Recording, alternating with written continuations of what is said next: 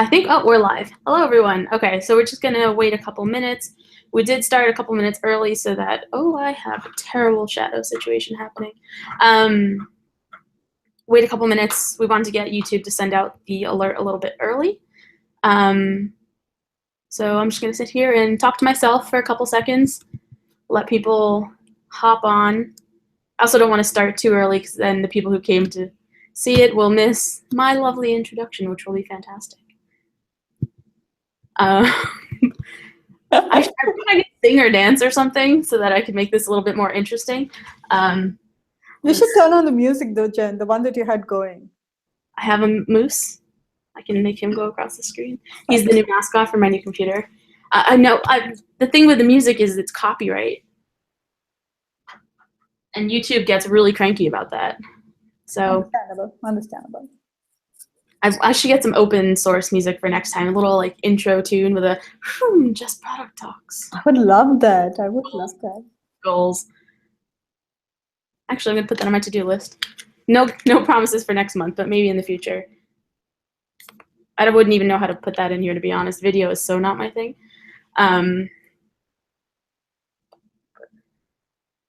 All right, so it has been 1 whole minute of me trying to bide time, and apparently I'm really bad at it.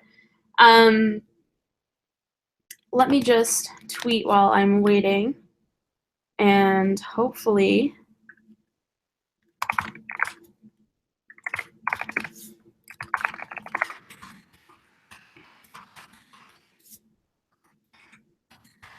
you can listen to me type. That's a great way to kill time.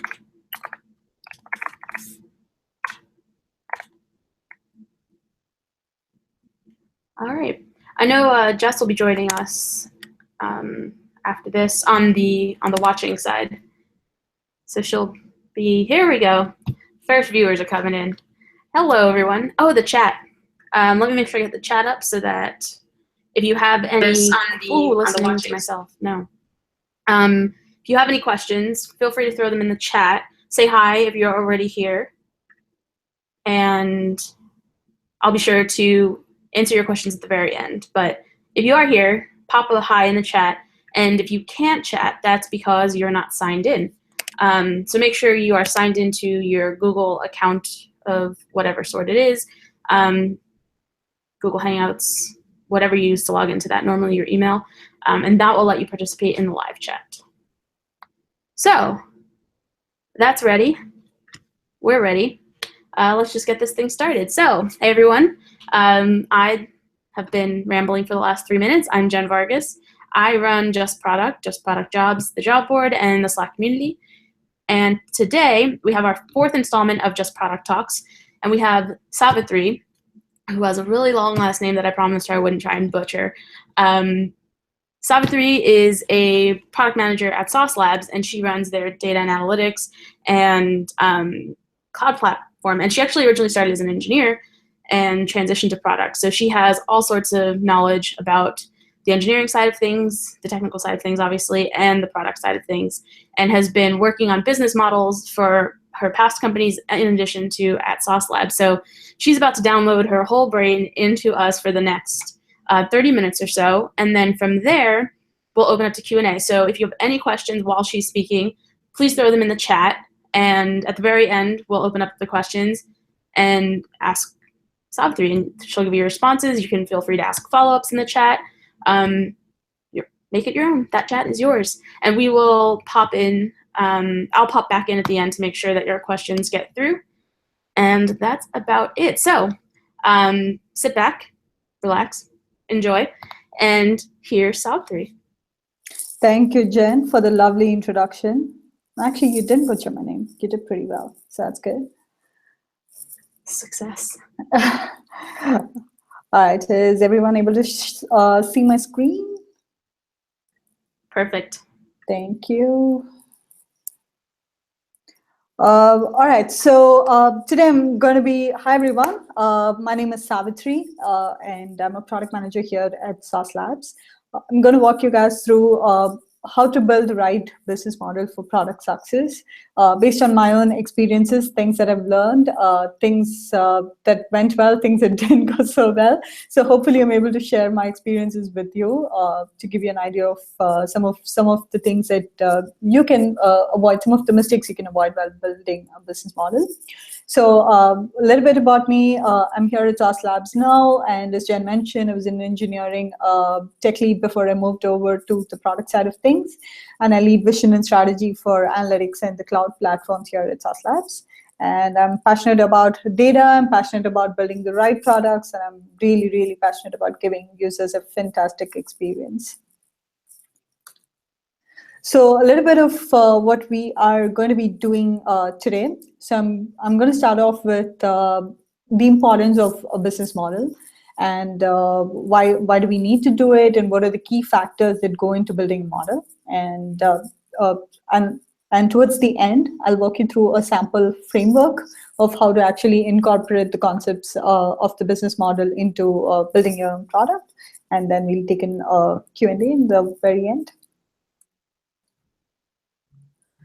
So what is a business model, and why do you need it? When do you build it? So when you have a new product idea, you want to make sure that you put pen to paper and come up with a rough idea of what problem you're trying to solve, and what is the value proposition of the product, and why do you care enough to invest in this product, and what revenue outcomes you expect out of the product, and what targets you're trying to chase with the product. So it's supposed to answer a lot of future-facing questions. And doing this exercise will help you and your executives of your company understand the value prop of the new product idea that you're pitching. And so all of you can get aligned. There are a lot of different ways to do it. You can start off with a simple business model canvas to just make sure that your ideas are validated. That's one good place to start off with. And if you want to take it into much more details than just a canvas, then follow along, and I'll walk you through some of the processes I've used. So my experience primarily lies in B2B SaaS companies. So that's most of what I'm going to be talking through today is something that you can take back and use if you're in the same space. So what are the key decisions you're going to make along the line? Let's start off with the value prop of the product.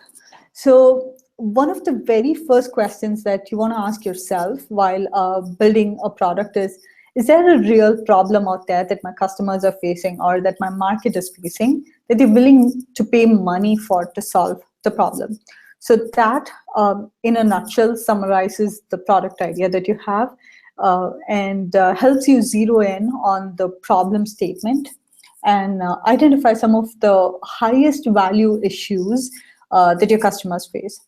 So going on into a little bit more tactical side of things, like how could you identify this? Hey, I have a brilliant idea and I now want to figure out like the top 4 or 5 features that my customers care about that are most critical to them in solving this problem. So how do I go about solving them? So some of the techniques that I've used are obviously customer interviews. These ideas have come from customer conversations, understanding their processes, understanding their workflows, understanding the N number of products that they interact with and how your product actually fits into their complete workflow. That helps quite a bit. So customer interviews give you a really good understanding of what it is that's currently bugging them, and what it is that's currently needs to be solved right away. What are some of the futuristic things that you can do along the way? So customer interviews are obviously the first places to start. And once you do enough customer interviews, you get a good hang of, okay, so here's what I think my customers are trying to solve, and here's how I think I can solve it using this product. So once you're in that position, I highly recommend sending out customer surveys. So customer surveys tend to be a little bit more directed, while the customer interviews can be a lot more open-ended. I would recommend customer surveys being very, very specific and very, very as granular as possible for you to identify the top 3 features or the top 5 features that you're trying to implement with your first release of the product. So that kind of helps you go from a very high level 10,000 feet view into the actual nitty gritties of the product that you're trying to build. So that's a good starting point. And then the strategic fit. So it depends if you are a new product person who's trying to identify the market segment and start a company based on a product idea. Strategic fit is not something that you'd be worried about. But if you're already in an organization that's trying to innovate at a rapid pace, you want to make sure that the product ideas that you have validate the high level strategies that your company has. And then who's the customer and who's the end user. One thing that you definitely want to keep in mind while building a new product is it's hard to build a product for everyone out there, like 100% of your users, 100% of your customer base.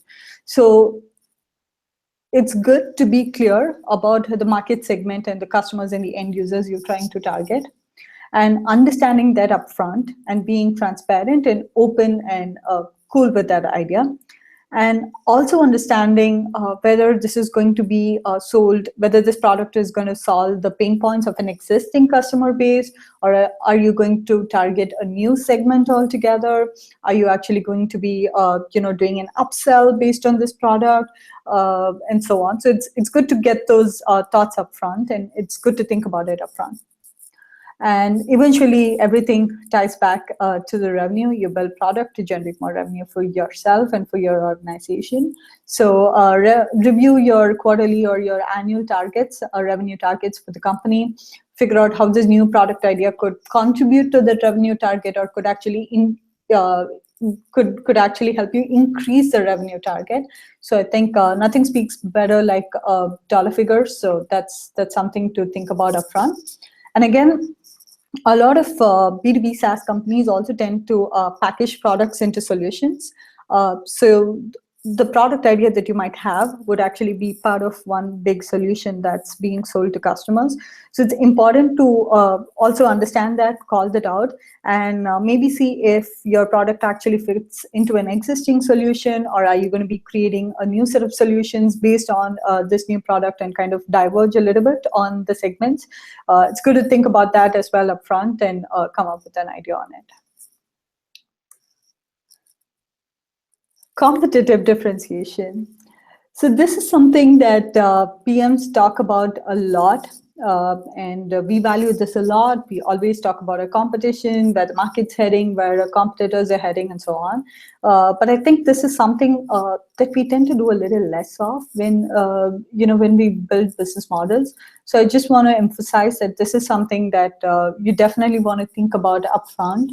Like, is this a product that your competitors already have, which means, this product helps you catch up with the rest of the market or with your competition, and help you reduce churn, your customer churn, going off to your competition.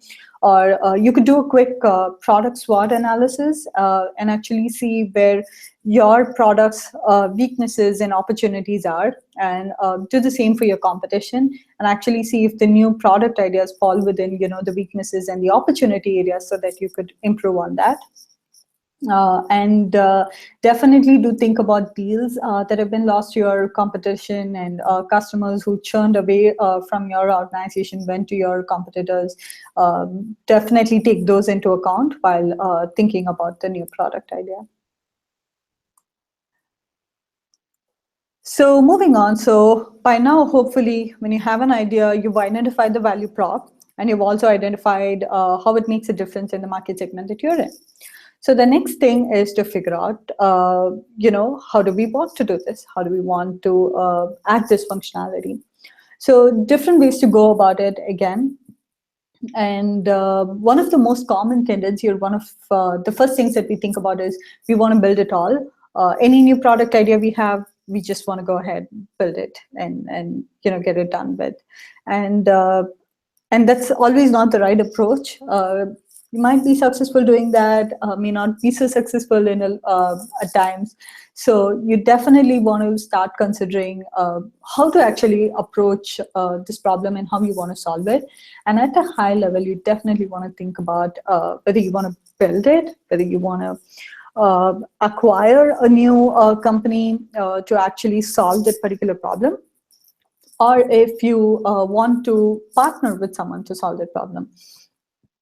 Again, the competitive advantage kind of helps you understand how your competitors are solving the problem, if they already have, and if not, uh, you definitely want to spend some time understanding what your core competencies are. And most of the organizations that I've seen try to build out their core competencies on their own, and partner or acquire inorganically grow new product ideas that doesn't fit well with your core competency. So it helps them to expand rapidly and at a pace that they can sustain. And if you're not very sure about going ahead and acquiring another company that's already solving this problem, partnership is a good way to evaluate or rather test the waters before you invest in a product opportunity. That's how I would think about it. So focus on core competencies, high level strategy, and use that to determine which way you want to go through building your product. So while you process all of these, while you try to evaluate every single method, there are always going to be pros and cons. So I highly recommend thinking about some of the constraints while actually coming up with the process strategy. For example, time to market is always going to be crucial. You might want to get to the market with the product idea really fast, in which case acquisition or an inorganic or partnership and integrations would actually let you solve a problem really quick, really fast, and get your end users with it. Or this could be kind of you might have solved 50% of the problem already, which means there's very little work to be done in order to solve the problem. So building it might probably be the way to go. So time to market is an important factor you want to consider, as well as the risks and assumptions that you're making along that route. For example, you might not have all the skills that you need in order to build a product, for example. So that might actually be an assumption, and or you might decide to hire another team to focus on this product area exclusively. So that's a risk, because time to market and the revenue target and everything is pretty much dependent on having the team up and running and for them to build out on the MVP. So that's again something you want to take into account. And then obviously, if you do decide to build it, highly recommend the 80-20 rule, where 20% of your 20% of the work can actually yield 80% of the impact that you're trying to create for your MVP, at least. It's worked in most of the cases, most of the MVPs that I've built, and one of the things that I've tried and I've been successful at in identifying what those 20% of features are is this method called story mapping, where you actually go through the entire user workflow as stories. That as a user, I'm trying to do this, and once I get here, this is what I'm trying to do next, and how do I get there? And in the end, what is the goal that I'm trying to solve for this particular user? So having that entire user flow mapped out helps you and your team get on the same page about the problem that you're trying to solve, gives very little room for errors, and helps designers quite a bit when they're actually designing the solution. So highly recommend doing story mapping and impact mapping, and actually allocating features to some revenue impacts or to some targets or some KPIs. That for example, in order for a smooth onboarding experience, this is the number one feature that I want to have, and that should actually help me convert 80% of the users who are trying to try out my product to to start using the product. So you want to attach specific goals through each of these workflows, and story mapping is highly effective to do that. And then ROI, the biggest question, right? So three different ways to go about it. You can offer the product for free for a while, and then make it premium, or continue to provide something for free for a while, or throughout its lifetime with a reduced set of features and so on. One of the most successful models that the industry has seen, especially in the B2B, or rather even in the B2C SaaS space, is the freemium model.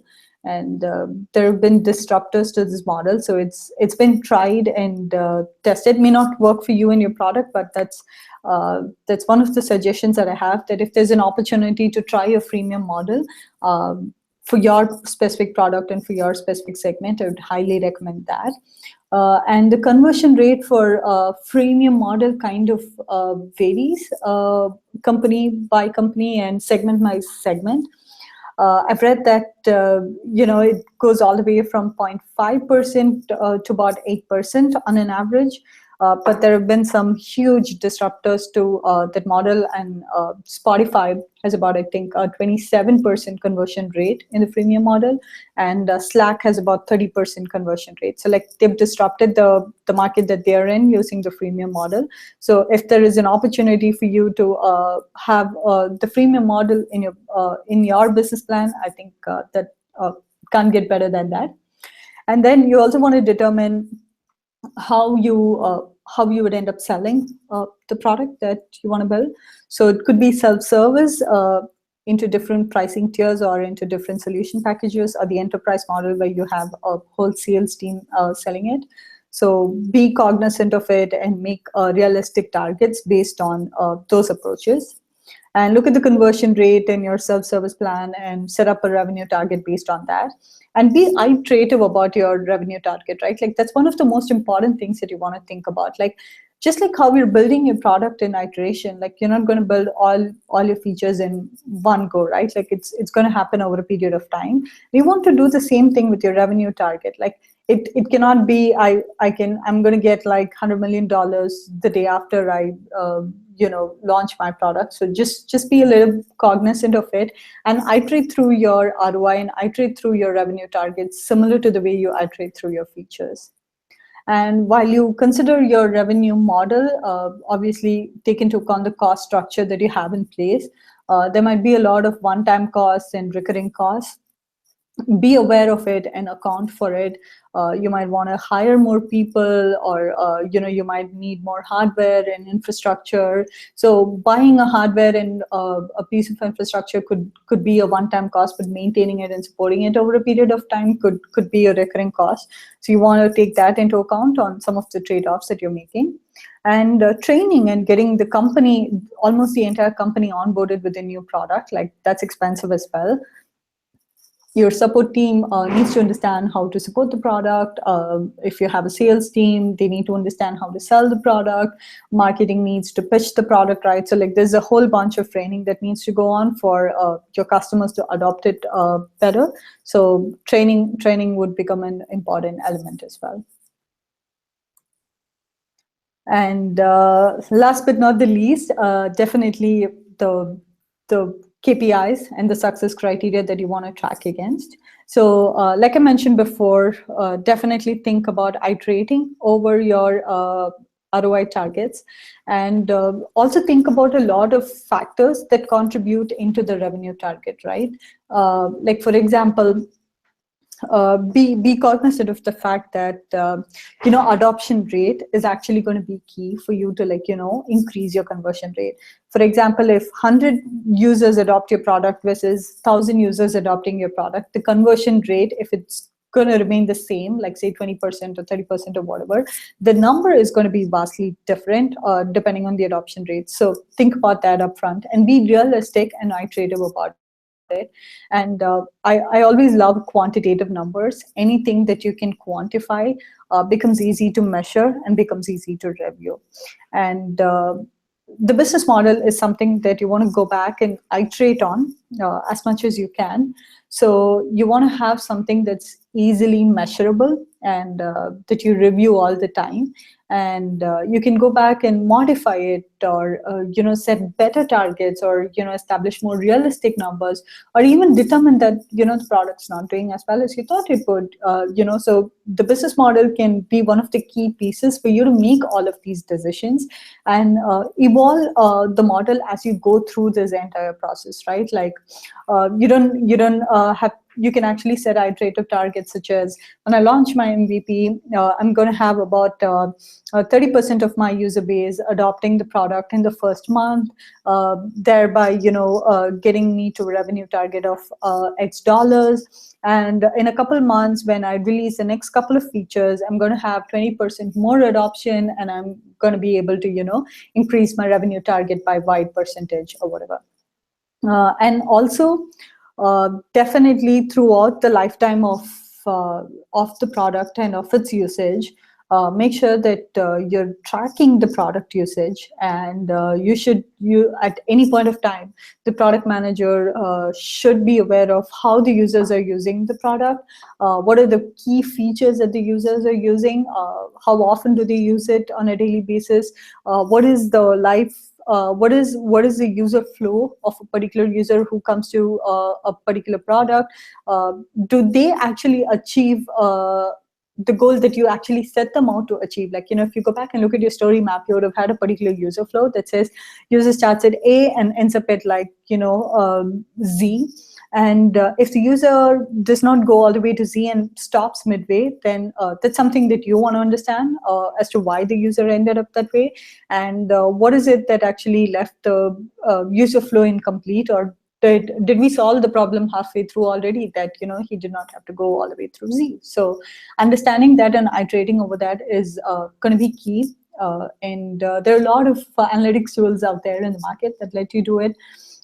Some of the tools that I use are Mixpanel and Google Analytics, and they help me put together a good story of how users are consuming my products. And obviously, I've also heard of this product called Full Story that does a good job of tracking the user workflow through their lifetime.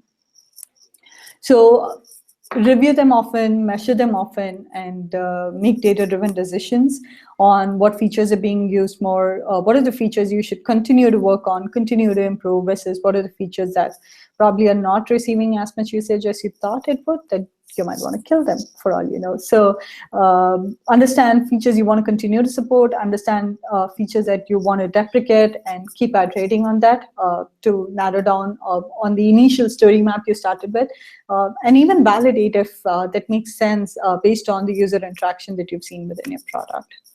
And at the end of all of this, if you feel that the adoption rate or the revenue targets are a little amiss to what you expected it to be, always remember to listen to your customers. Go back out there, talk to them, and figure out if there's a way that you can do this better. And if there's something that you missed through their pain points that's causing these, 9 out of 10 times it's most probably that, and listening to your customer would just get you back on track. And I would highly recommend that you do this very iteratively and in a very small and frequent feedback loop. Go out there. In my personal experience, I've found designs very helpful when talking to customers. Show them a design that gets them talking, that gets them to understand the problem that you are helping them solve, where they can actually give you a lot more feedback. So just go out there and talk to your customers. So now to a sample framework of how you can actually build your business model. So we spoke about a lot of interesting considerations for you to make before you do build a business model. So I'm just going to use that to create a simple business model to the popular alternative of the lemonade stand. I'm going to call this the Savvy Chai Truck. I live in the Bay Area and I work in San Francisco, so I'm going to set up a chai truck in San Francisco. So what are things that I want to consider? I want to consider what problem that I'm trying to solve. So just being very clear of my problem area. trying to provide a refreshing caffeinated drink for a late afternoon pick-me-up. So I'm being very clear that this truck is not going to be available at any other point of day, but at late afternoons, and that's just going to be the time that it's going to be available, and that's the kind of that's a time zone, or rather, that's the set of people who need a caffeinated drink at that point of time in the day that I'm trying to cater to. And what's a value prop of having a chai truck, apart from the fact that it's fantastic? This fresh chai on the go, and I'm definitely going to position it as cheaper than coffee. I'm going to make it a popular alternative to coffee that could, in some good coffee places, end up being expensive. So that's a big prop that I just want to get out there and talk about up front. And it's a good coffee alternate. A lot of people do not like the bitter taste of coffee, maybe, or just the taste of coffee. So chai is a good caffeine alternate to coffee, if folks want to consider that. And for my target customers, they're going to be any pedestrian around the area who's stopping by for coffee. So right off the bat, I am excluding anyone who's driving by or who's on a bus or anything, and just counting in all those people who are walking around the area. And what's the process? I'm going to make the chai myself and actually make good chai. Made, and I'm going to blend it myself. So what's my cost structure going to be like? Obviously, the ingredients that I have to buy to make chai, the milk, the spice mix, and so on. The salaries for anyone who's going to help me sell my chai, it's going to be a little difficult for me to make it and sell it. The other option that I would have is have pre-made chai in a thermos and sell it right there. But that beats the fresh value prop that I have, and I want my users to have a fresh chai experience. So I want to make it on the fly and right there, and have someone help me sell it. And obviously the equipment to make chai, everything that I need, starting off from foaming my milk and so on. And the truck by itself and licensing it and the fuel costs that go with it, that's all going to add up to my cost. So I'm going to set a revenue target based on what I hope to achieve on day one, on week one, week two, month one, and so on. And I'm going to continuously iterate on it and review it. So my sources of revenue are going to be price per chai, obviously, as well as any tips that I would end up making on the chai. So when would I call it a success? If I do meet my revenue targets on the time frames that I've set, starting from day one to week one to month one to quarter one. I want to review how I'm doing on a very, very periodic basis. And if you notice, I've said that I want to delight customers and not have customer satisfaction. The reason being, it's a new product, it's a new truck out there looking to compete in the market. So I want to make sure that my customers have a fantastic chai experience. That number one, they actually become returning customers. And number two, there's good word of mouth. There are good Yelp reviews about the chai truck that actually get more and more customers. So it actually benefits me in two ways. Though it's kind of like a soft, non-measurable or non-quantifiable target, I do have quantifiable targets that can indirectly be impacted with a delightful customer experience, which is I get more returning customers, which means I'm always going to have a continuous revenue stream from those returning customers, and it helps me achieve my revenue target, and it helps me be realistic about the revenue targets that I can set. And eventually, how does this all tie into my long-term vision? I would love to have a quick bites fusion food casual dining place. So chai is a good place for me to start. And this one's going to be on the go, but also helps me offer catering services, and I can expand to more food truck locations, starting off with chai and moving on to a lot of quick bites or a casual sit-down place.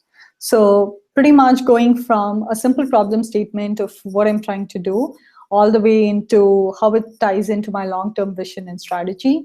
And through this process, things that you want to iterate on, things that you want to like continuously improve on and measure on, would help you get a good head start on your business model. So some of the things that I've used for this presentation, I love the Harvard Business Review's business models. I think they have a fantastic model and a fantastic canvas. That's something that everyone out there in the industry is using, and that's a model I followed as well while building the business model. So that's something to check out. Some of the tools for business models, there are a bunch of tools that actually give you the same layout for a standard business model, and Canvanizer is a cool tool that I liked. I've not used any of them. I generally put pen to paper to get like an initial layout and an initial set of ideas when I start building my business model. And then I tend to usually go into a lot of documentation, spend a lot of time on spreadsheets, understanding the revenue targets and coming up with the numbers. And we also at Sauce use AHA to understand ideas and understand how there are opportunities or revenue opportunities associated with specific product features. So it helps you get data from a lot of different places. And if you use Salesforce or Salesforce to keep track of your customers and everything to do with it, and your accounts and stuff like that, helps you understand what's at stake, helps you understand the importance of a particular product or a new feature idea that you have, and helps you tie it into your revenue targets, and helps you iterate planning your release on how there's a revenue impact with every release that you have, and how you can use it on a day-to-day basis.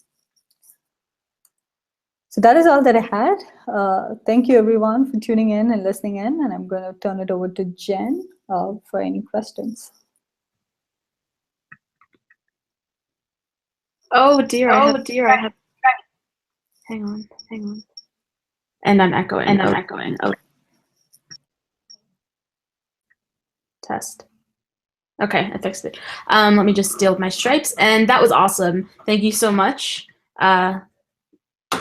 I seriously want chai now, and I really hope that you do make that truck because it sounds amazing, and I hope you get to the point of quick bites and all of that sort of stuff, because I will fly out to San Francisco just for that. Thank you, Jen. All right, so as far as Q&A goes, I'm just going to kick it off here, and anyone who's watching, again, feel free to throw your questions in the chat, and I will ask them here for Savi to answer. So I guess one of my first questions is around the line between product and business, or who your partners might be or should be in the process of defining a model for a particular product. Like, let's say you're at a bigger company and you're responsible for a smaller product within that.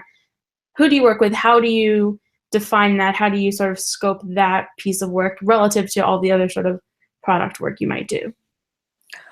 Jen, is it specific to finding partners in the area that you want to work with, or is it in I think more in your organization itself. Like, who would be your stakeholders or your partners in your organization? Like, do you work with BI? Do you work with the CEO directly? Who do you generally bring in this process? So in general, I'm a big believer of the fact that the product manager is at the center of the entire cross-functional team. So I tend to work across the entire breadth of cross-functional teams, like across marketing, sales engineering, support, customer success, and a lot of times, a lot of interesting ideas have actually been pitched by these folks who are out there in the field talking to customers on a daily basis, where they've brought me in on conversations, and I was like, yes, that's a great idea, and we should go ahead and do that. So a lot of ideas have sprung from that, and I usually have my go-to people across all these organizations to help me understand the problems better. I think you're muted, Jen.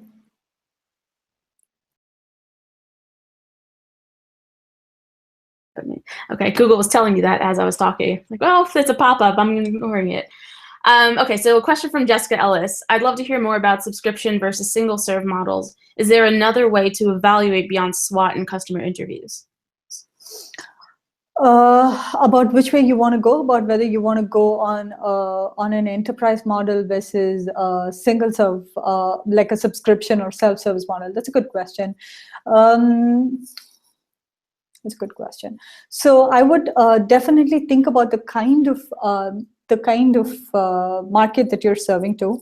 Like if you're actually servicing to single users versus enterprises, and how big are these enterprises, and how big does support turn out to be when actually supporting these kind of enterprises, and how many unique customer deals that you end up having. That kind of changes the scales one way or the other.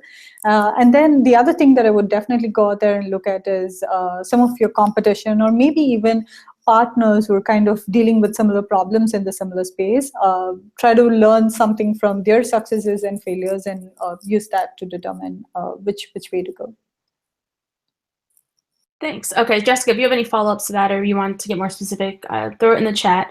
Meanwhile, I'm going to ask about the subscription and single serve models. Let's say actually either of them, pricing is a really complicated part of it. Do you have any sort of tools that you use, or heuristics that you use to evaluate, like, how do you determine your sort of center price point and then the price points around it? Not really. There's no specific tool that I've used. In the past, I've actually definitely gone in and looked at a lot of competitive pricing, and actually solution packaging. In most of the places that I've worked with, we have this model of packaging products into solutions. So solution pricing becomes very important once you start building out a business model. So definitely gone out there and looked at a lot of vendors in the similar space, like not just your direct competitors or your direct partners, but looking at vendors in the similar space kind of helps you understand the price point that you want to focus on. Cool. Do you have any sort of favorite metrics that you lean on for determining the success of, let's say, a particular business model that you went with? Like, do you sort of have, okay, I'm going with, a subscription model. What are the key things I'm going to look at versus I'm going for a single serve model? What are the key things I'm looking at? I imagine like churn and those sorts of things are involved. I'd love to hear your list. Sure. So adoption rate is something that I'm very freakishly obsessed with. So adoption rate, definitely. What else? Adoption rate is something, and the amount of time spent in the product, that's something that I look at. So adoption rate, one-time users, recurring users, and the amount of time they spend in the product, they've all been key for me to understand how my customers are using the product, definitely. And I work in a B2B SaaS enterprise, and we have our own sales here. So some of the factors that I've in the past taken into account in my previous experiences is also reducing churn, where this product line is part of a big solution that's that could help potentially reduce churn. So reducing churn percentage due to an incremental product release, or due to a new feature within the product, they've all been key. But more or less, I think working towards revenue targets, I think that's the easiest way to go about it, in my opinion. Are there any business models you would like to experiment with but haven't had the chance to yet? I think I would definitely love to experiment more with the self-service model, but that's not something that I've had the opportunity of experimenting much more. I think you get a lot more opportunities to do that in a B2C space, where most products tend to be self-service. I think it becomes more data driven, and it becomes more easier to capture data in a self-service model. So that's something that I would love to experiment with. Sweet. You mentioned Mixpanel and Google Analytics and Full Story. Do you typically send your data to like Segment or something and then send it out, or is it like what's your analytics stack, I suppose? I primarily actually go check out what features within the product actually are being used more. That's something that I definitely check out. And I use Mixpanel for that. In understanding what event triggers are actually being triggered more often and how often in a particular day. Like, is there a point of time over a week where one particular event got a lot of attention? That's something that I look for, like if there are any trends around that. And every time I do that, I always tend to go back to Google Analytics to see how the user arrived at this particular page, and what was the full picture around the user flow. Like, how does he tend to go off from this page? Where does he end? Does he drop off? Which is not a great metric. Like, does he go to the next page and stuff like that? So I actually tend to go between the both of them all the time. Nice. Jessica has another question about business model timing and how different product successes have different timelines. So how do you evaluate the mix of short-term versus long-term impact? So the long-term impact is kind of a little tougher, and I think it's bound to get iterative. Like, you can definitely, it's hard to say, you're going to hit this revenue target within 2 years or 3 years, because as the timeline increases, it's just going to get more and more and more difficult. So I would actually, in the past, what I've done specifically is when you have the practice of writing PRDs, it's easier to actually call out features that you want included in your MVP, and the target market, or rather the target set of users. You have, like, if you have about 100 users using your product, there's a particular set of users who are going to be super thrilled about the first MVP release that you have, and what's the dollar value that you can attach to those set of users and to that market segment for MVP. That's I think one of the easiest and call you can make, and that's the first call that you should be making. And then you start trying to follow that model for like about 2 or 3 releases out from there. And beyond that, things start getting a little bit more and more hazy, because if you decide to kind of pivot directions, none of those numbers hold true anymore. You want to recalculate your numbers. So anything beyond like 2 or 3 releases out starts getting really, really hazy. So short-term targets, MVP targets, those are the most realistic numbers that help you understand your targets. Yeah. Awesome, Jessica. If that answered your question, just let me know if it didn't. If I didn't, it came in a bunch of pieces, so I might not have asked it correctly, to be honest.